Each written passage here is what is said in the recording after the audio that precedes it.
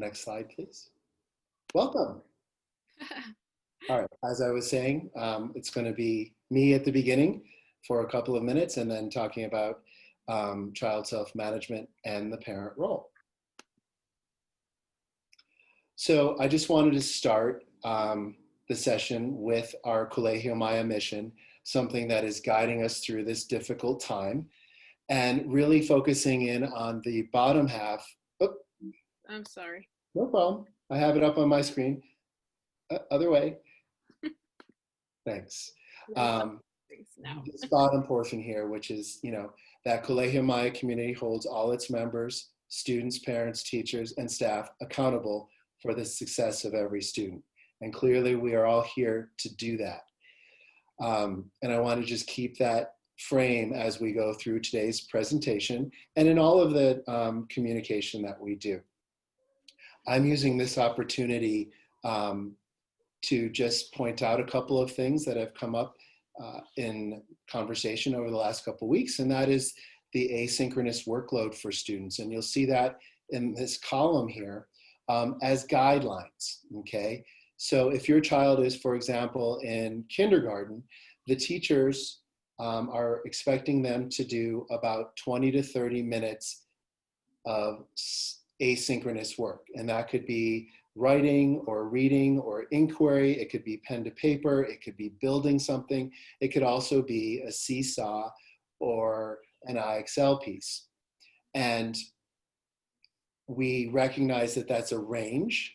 But what we've been receiving in terms of feedback is that there, in some cases, students are working beyond the timeframes. And so we're trying to gauge this a little bit better. I will also point out for the students in grade 1 to grade 5 that that is inclusive of the Spanish time, okay? So in speaking with the Spanish teachers, they're trying to limit it to, 5 to 10 minutes.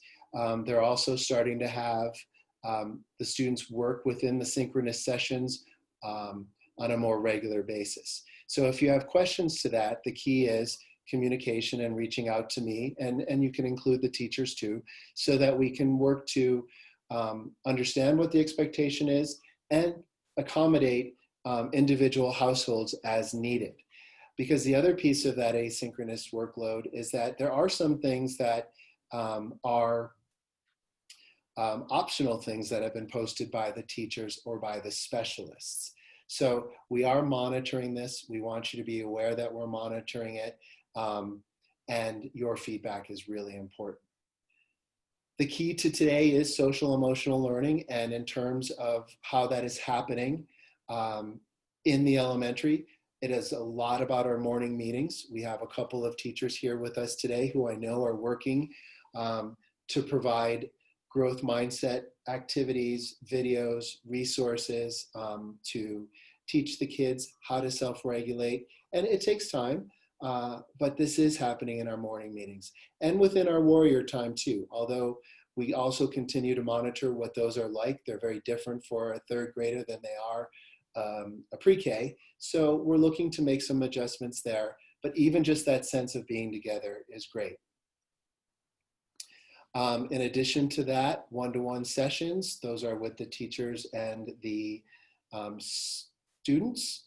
And Miss Arce or Miss Ana Lucia is always here to help support both students and parents at home. The last bit that I want to chime in on is about the communication. Please be reminded that I have daily office hours. It's been so helpful to connect with parents, to clarify, to support, to share resources, to listen. And that's every day from 3 to 4:30. Certainly can do it by appointment as well.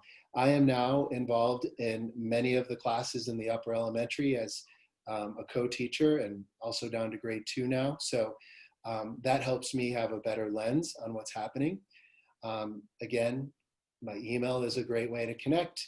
And last but not least, before we turn it over, I just wanted to make you aware of 2 important upcoming dates.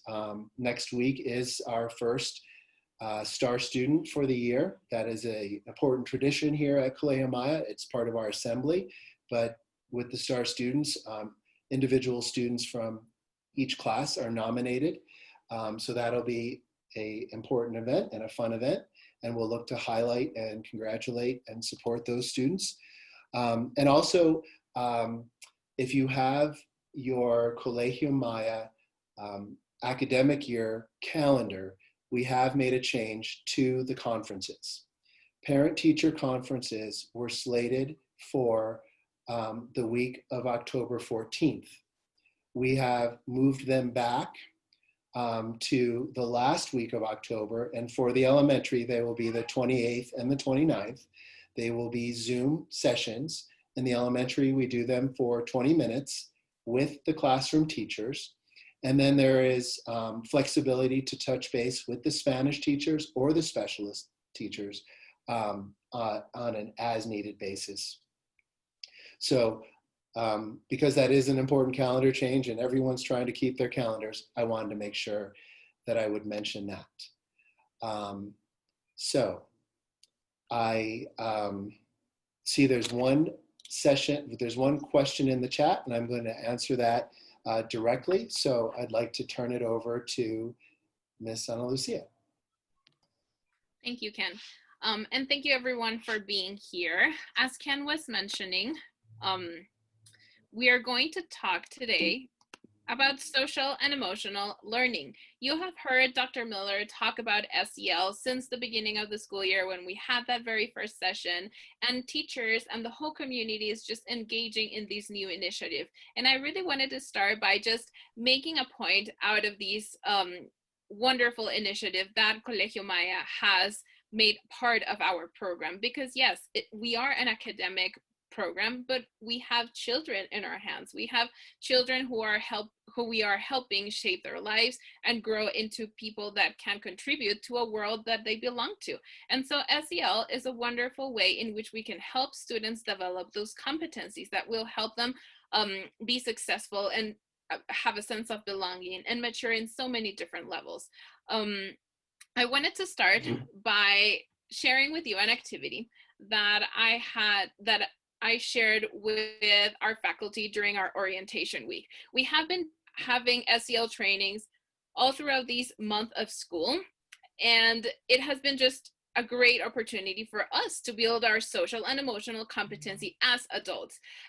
This is an activity that I shared with faculty with the hopes that it's something they can do with the students. And this one particularly I love because I think it can serve our youngest students in a wonderful way. So I'm going to ask you all to engage in this activity, so you get a sense of what your kiddos are doing when they're in class doing these kinds of practice. So I'm going to ask you to rub your hands like this, and to the count of 3, we're going to open them like this. 1, 2, 3, and then clap. And we're going to place that energy in our hearts.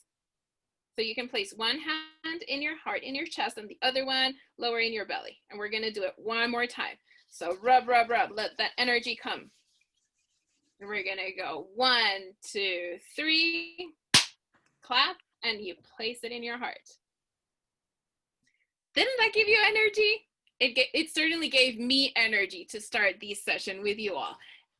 This is a wonderful activity that we can do with our kiddos whenever they're feeling like, whenever we hear those comments, like they don't want to join one more Zoom session, or when they feel like, oh, why do we have to do this again? If I was in Zoom all morning, now I have to do this kind of homework or asynchronous work at home. So starting it with an exercise like that can give them the right energy just to get that piece of assignment done in a limited amount of time. So I really encourage you to try to build in these they are actually mindfulness practices, and if you're able to plug them in your day, it's going to be something that's going to re-energize your child, and it's going to give them the right amount of support that they need before they have to engage in a given task.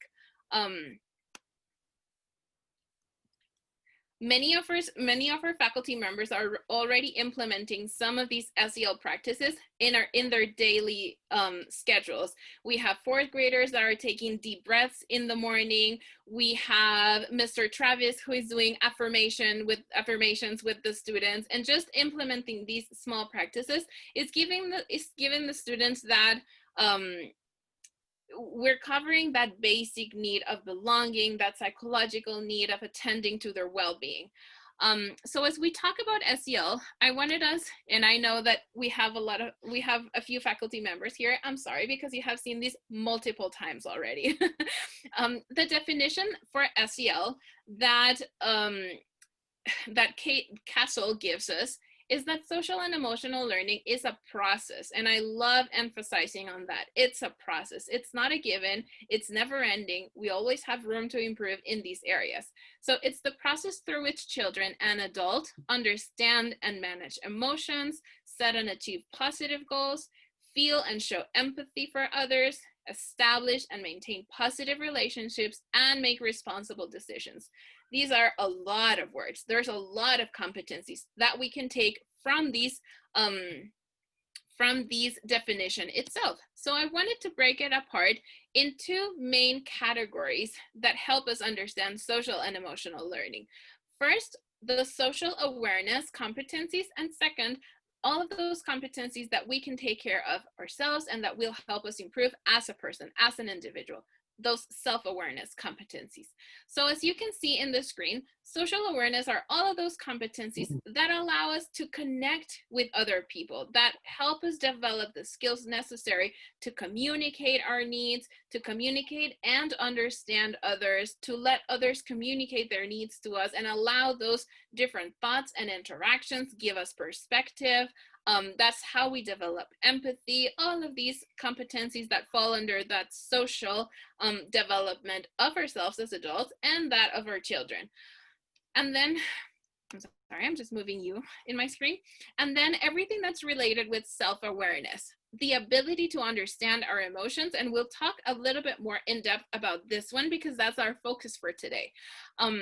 So identifying our emotions, learning how to manage them, recognizing what are our strengths and areas of improvement, self-competency and self-efficacy are part of self-awareness. So as we go in depth and talk about child self-management, we need to understand that that comes from it starts with the ability to become self-aware. Understanding where a child is can be challenging at a young age. And so starting with these efforts at a young age, it's going to serve them amazingly as they grow up, because they will learn from a young age what are some of the skills and strategies that they need in order for them to be successful, and not only to be successful, but enjoy that process of success.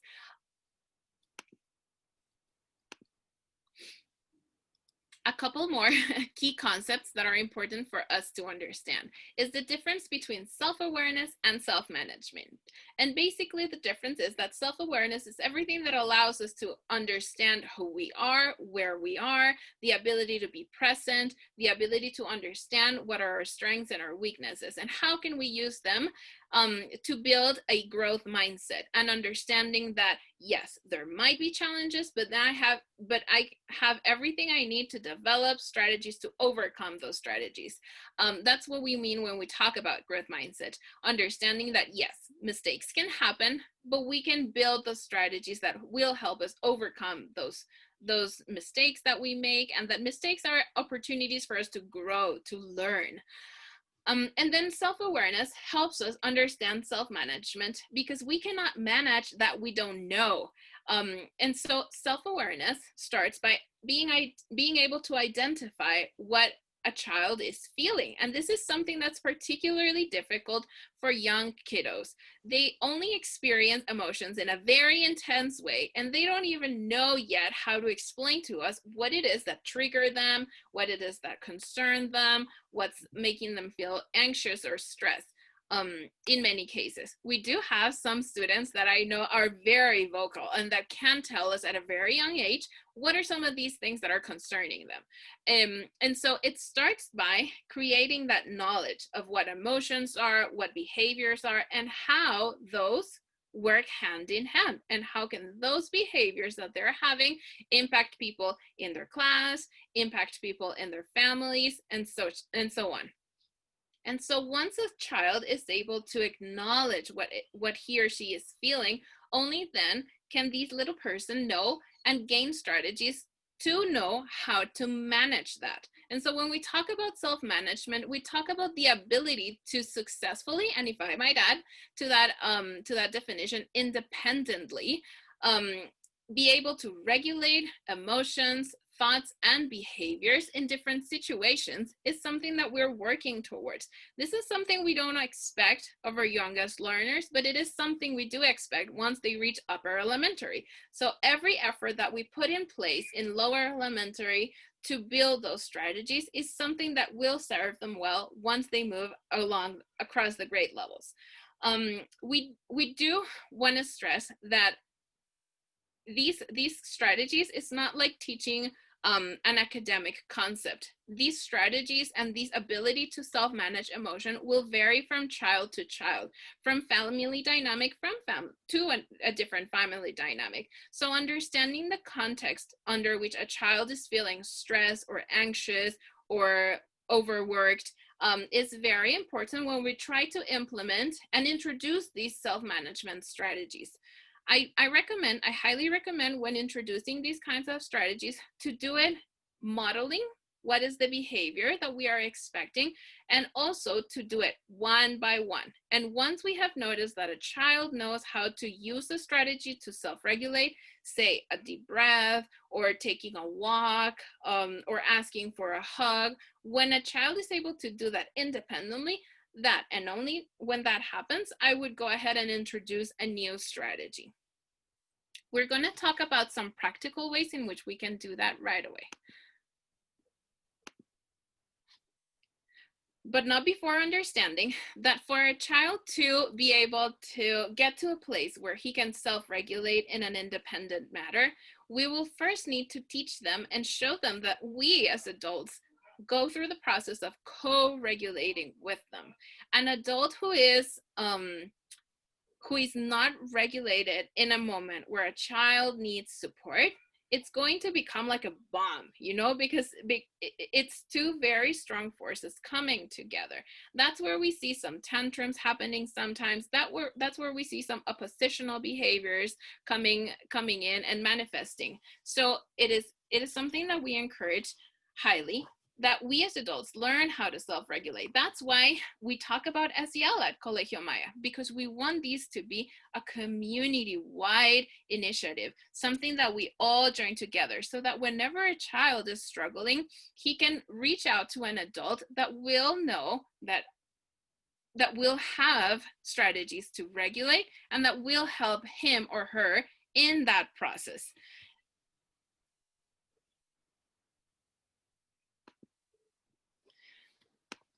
So the first practical tip or strategy or way in which we can help children know how to self-regulate is creating a calm corner, a space in the house that will allow for students to understand and manage their emotions appropriately.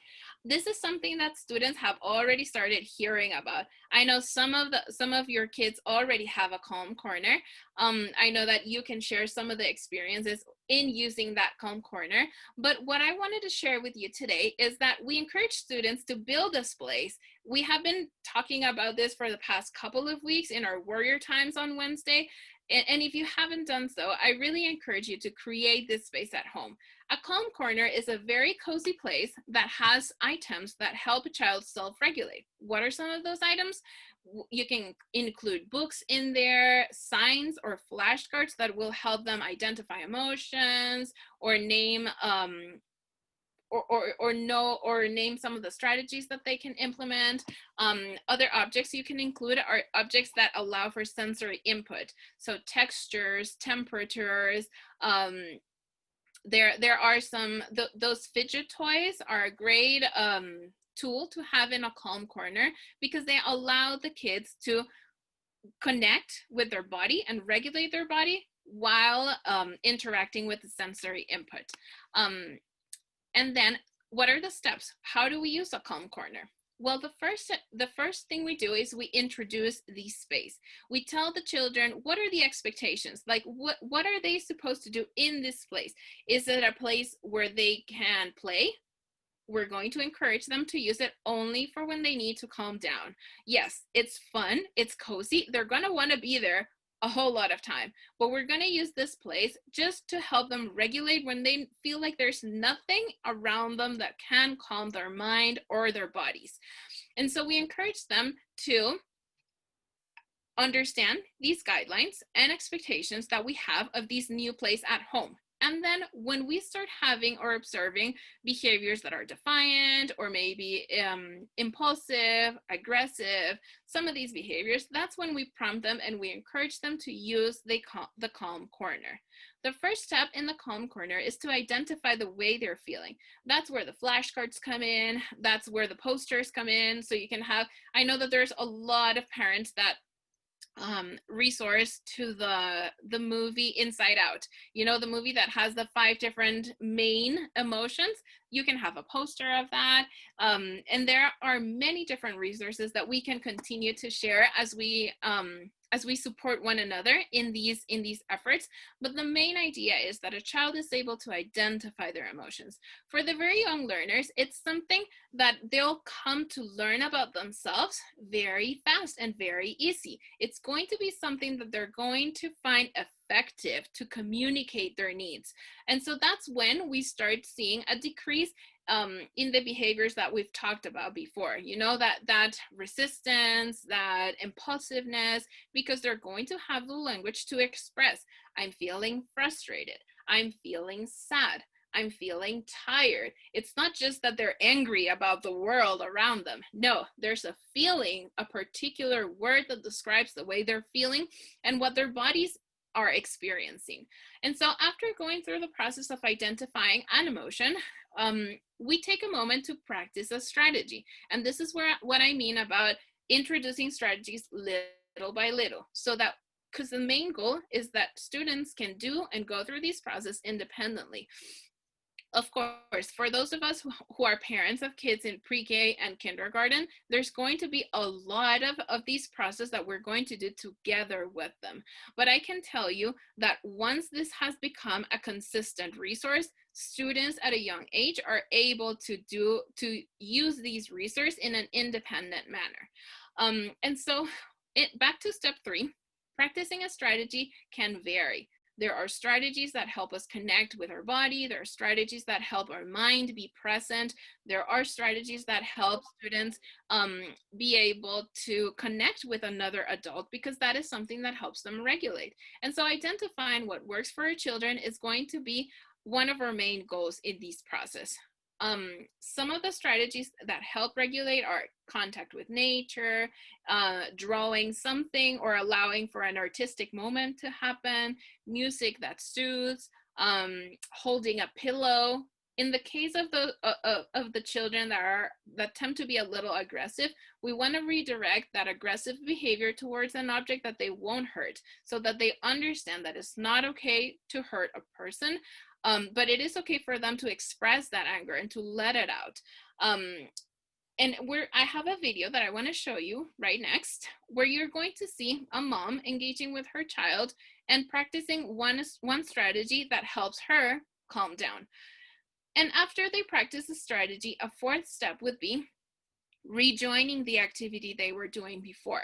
And these can be an activity that's related to school or an activity that you as a family were enjoying together. I really encourage you to talk about these, but be mindful that this is not a moment necessarily for a lecture. We want this reflection to be short, to the point, so that the child understands that the behavior that he or she exhibited is something that we're not going to tolerate, because there are ways, assertive ways, in which he or she can solve the problem. So let's take a look at this video.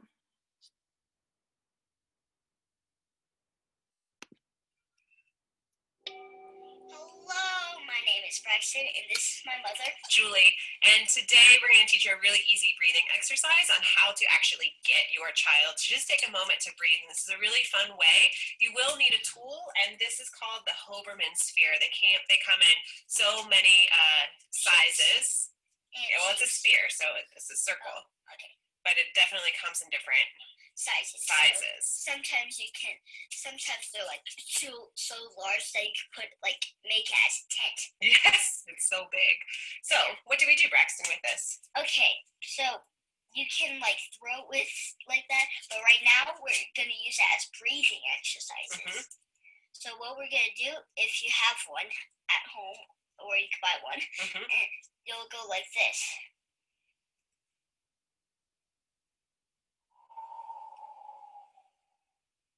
Okay. Let me see.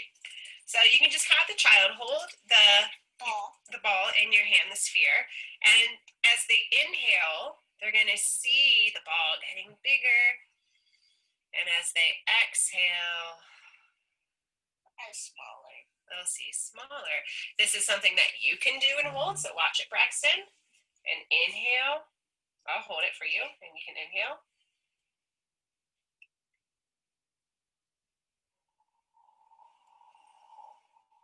It really helps a lot. Cool. Now you can try this at home. Yeah, and we hope it helps. And this is definitely a great exercise for mothers too. So just to take 2 or 3 minutes out of your day, pause for a second, you can breathe, and then everybody can go on their merry way. The kids can play. You don't want to have your child sit too long to try to do meditation, mindfulness. This is just really planting seeds for them. So as you can see, this is a quick breathing exercise that can help a child regulate. By regulating their breathing, they can regulate their mind and their bodies.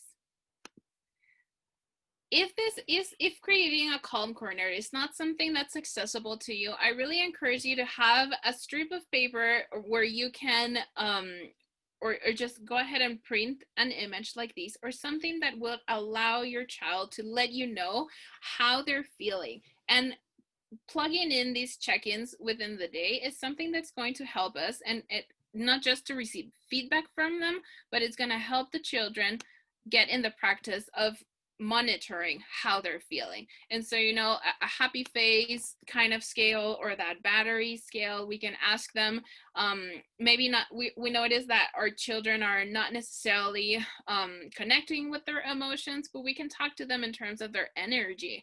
They're being asked to do so many things nowadays. So asking them, where's your energy level? If you see these batteries, where's your energy level right now? And what can we do to increase that energy level? This is also helpful for those kids that are over energized and not ready to learn because of that. And so knowing how to monitor that is a skill that's going to prove to be very important to them. Another practical tip that goes hand in hand with what I was just explaining is teaching the kids to identify in a scale, how big is the problem? How big is the emotion that they're experiencing? Sometimes they might come to us with complaining about an issue that they have. So knowing how to how to measure the intensity of that problem is going to be something very important for them. Having a visual cue like weather images, or happy faces, or faces in different colors, emojis even, they're in a digital world right now. So emojis that they can associate and that will help us create a scale to understand how big a problem is going to help them a lot. We can also teach young learners to, when in that scale, they need help from an adult. So as you can see in the screen, this is a visual representation. It's a poster that I used to have in my office. And so students would use it with me. And also when I was not in my office, or they were not able to talk to me in the moment they required it, they could leave a little paper slip for me explaining what their problem was. And actually, by going through that process of just knowing and reading, okay, this is something that troubled me, just going through the process and leaving that paper slip in my door help them realize, you know what, maybe I didn't need Miss A's intervention in this moment. And so what I mean by this example is that we can teach young children to, and these can be a cue for them to know when they need to reach out for an adult to intervene. Next, we have creating agreements. I'm just being mindful of the time. I might be taking a little longer than expected, but this is all important information for us to share. So another tip is creating agreements with our children, knowing what is that language that we are going to create at home that's going to serve us well for managing hard situations. And so how do we do this process? We create agreements collectively. We sit down as a family, we talk about some of the challenges that we might encounter, and we come up with solutions. It's kind of like practicing and getting ready for when the challenging moment comes. After coming up with those agreements, a next step would be, or a next recommendation would be to keep it simple and positive, just phrases that you can refer to. We recommend that agreements set for this age range should be from 3 to 5 agreements. Then a third recommendation is to make them visible. Put them in a poster, in somewhere in a wall in your house, in the fridge, somewhere where you can refer to that. It's really interesting when we resource to these kind of visual cues. It gives parents a sense of relief, and it sends the message to children that it's not the parent giving them something to do that they are not ready to do. It is an agreement that we all make, and it's something that we can, just saying like, hey, this is what our sign says. It's not what I'm saying. This is what the sign says because we came up with it together. It's just a constant reminder of that healthy atmosphere that you are creating at home. Then another recommendation is for you to celebrate those moments where children are able to self-regulate, and making them a big deal, a party, today you were able to do this independently. Let's really celebrate it and making it a big deal so it encourages them. It's this positive feedback that we are seeking for more and more. And then the fifth one is revising our agreements. There might come a time where we might notice that some things are not working. So we need to tweak our agreements so that our dynamic in the family is healthier. Some of the agreements that might come across because of the situation where we're required to be at the moment is knowing, for example, I see here working parents in the room. And so how do we let our children know when they can reach to us, when they can't? That's something hard for children to understand. And so an agreement could be when mom's door is locked, can we create a sign that's going to help us know if you can come in or not? Talking about these things, something that will help the child feel that his needs are attended to, his needs matter to mom or dad, but that there will be times in the day where we can talk about those things. And so those are the kind of agreements that we're going to come up with.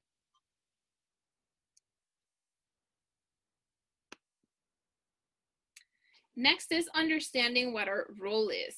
I know it is challenging because we're asked to do a lot of things. And I say we, and I include myself because I am a parent in the room as well. And so all of these things that we are asked to do right now, I know that they're stretching us. And something very important for us to understand is that the role of a parent should always be to nurture a child, to love them and create the significant bonds and experiences at home that will allow them to be successful in other settings. But because they're being asked to do school while being at home, those relationships might be getting a little tense. And something very important is that we remind ourselves that feeling that emotional bucket of our children is going to be something that we are striving for every single day. If we want to talk about all of the things that I just covered in the past few minutes, we need to know that we will be successful in these efforts if our children feel loved and feel that they belong, and that no matter what kind of school we're having to do right now, mom and dad love them. And so feeling that emotional bucket every single day is going to be something that will be the vehicle for everything else to happen. And so I really encourage you to find a moment in the day. It can be at the start of the day. Start by having breakfast with your children, going for a walk, or sitting I don't know, just doing something that will feel or put something in that emotional bucket before we do anything else in the day. Or wrapping up the day with a moment of quality, with a moment of uninterrupted attention that we can give to our children. So the role of the parent under the current circumstance, and I know that this might be challenging, but that's why we're addressing it today. The role of the parent should be to focus on these 4 key elements. And think of yourselves as a gardener, someone that is attending to a plant. And how we attend to a plant, we can imitate that and how we're taking care of children now, because our role should be to first observe, then provide the right conditions for that little plant to grow and learn. Next, taking care of the basic needs, and lastly, adjusting. What are some of the things that we might be observing that we need to adjust in our home so we can allow for our children, I'm sorry, I'm just moving you through my screen, so we can allow our children to grow and learn. Now, let's talk a little bit more in depth about these. When we talk about observing, it's important that we notice what are some of the things that are triggering our children. What are some of the things that are making our students feel comfortable and uncomfortable? Observing what from the environment is something where we can manipulate or modify so that his or her experience can be as successful as possible. What do I talk about these? It's really interesting to notice and identify patterns in a student's daily life. There might be students that struggle more in the afternoon. There might be students that struggle more in the morning because they're not morning people. And so observing these patterns of behaviors will allow us to make the necessary adjustments to provide an environment that allows the student to be successful. And that moves us along to the next one, providing the right conditions. This is why some of the recommendations that we had at the beginning of the school year, Mr. Ken did mention that it is important that our children have a space to learn. And just as I was talking about with the Calm Corner, dedicating a space in the home for managing emotions, it is important that our students have a space for learning, a space that is dedicated to serve all of their needs, that will have their materials, a space that will be conducive of them being autonomous and independent learners. And so by providing the proper conditions, this is how we ensure success and independence for them. Attending to their basic needs refers to the fact that in order for a child to be ready to learn, he will need to have his basic needs satisfied. What do I mean by these? And I think this is pretty self-explanatory, but understanding that there are basic needs, just like when we take care of a little plant, we provide water, sun, proper soil, we take care of the little plant. That is something similar to what we are being asked to do with children, providing the right lighting in the room, knowing if they have been having proper sleep, eating well and healthy, all of these conditions and basic needs. And the last one, adjusting to what is needed, is something that I've addressed already. So knowing when to reevaluate and when we need to adjust those conditions. And I want to finish with a quote by Maria Montessori. The best educators, and that includes us parents, behave as do good gardeners and cultivators towards their plants, which is what we were referring to. And so I know we have I ended just in time, but we can definitely dedicate a few minutes to some questions that you might have, or any comments that you might want to add. Or Ken, I haven't been monitoring the chat, but I'm wondering if there is anything worth pulling from the chat. The questions were answered initially. I've just actually been summarizing some things in the chat as we go, which is why you've probably seen it read. Okay. So I've just been summarizing a little bit as we go. Yeah. So anybody who would want to ask a question, we can definitely dedicate a few minutes for that.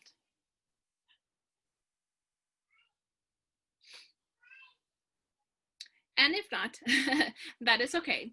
And I just want to end up by saying I really appreciate the fact that you took the time to join us in this session. Know that we are we are committed to supporting our students and our families as well. And so if you are struggling in this process, if you would like more resources and to know how to teach your child to self-manage, please let us know, and we will be definitely happy to help you along the way. Thank you all for your time, and we will see you in the next opportunity.